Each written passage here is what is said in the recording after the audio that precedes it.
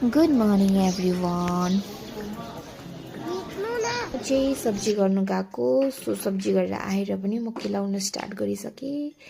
यहाँ चाहिँ मैले ल्याएको छु इस्कुसको मुन्टा।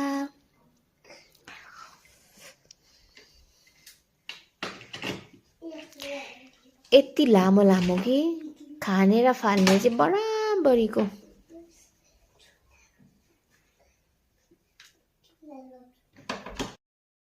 यहाँ हेर्नुहोस् है साथीहरु, खाने र फाल्ने चाहिँ बराबरी छ है।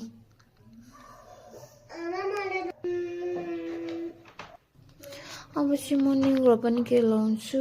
निग्रोमा चाहिँ यति साह्रो वेस्टेज बेसी हाल्दैछ कि भित्र भित्र चाहिँ नि सबै एउटा काम नलाग्ने।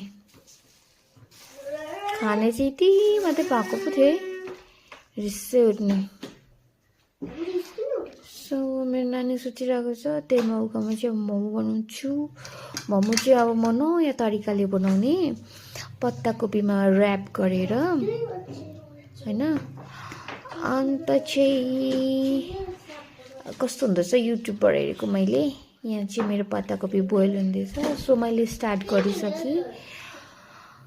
अब चाहिँ म अचार पनि बनाइहाल्छु। अन्त चाहिँ टेस्ट गर्नु पर्यो। तातो छ, कस्तो हुँदो रहेछ म टेस्ट गरेर भन्छु ल साथीहरु। मलाई चाहिँ ठिकैको लाग्यो, किनभने चाहिँ त्यस्तो मिठो चाहिँ नहुँदो रहेछ। अन्त चाहिँ तातो तातो खाँदा चाहिँ मिठो, तर सेलाएपछि खाँदा चाहिँ पानी खाएकै बराबरी लाग्यो मलाई चाहिँ। चिसोमा चाहिँ नखाँदा पनि हुने रहेछ। तपाईहरुलाई कस्तो लाग्छ? यहाँ चाहिँ मेरो आलु चप पाक्दैछ हो। हेर्नु चाहिँ असिना परेको। अब चाहिँ नाइटको डिनर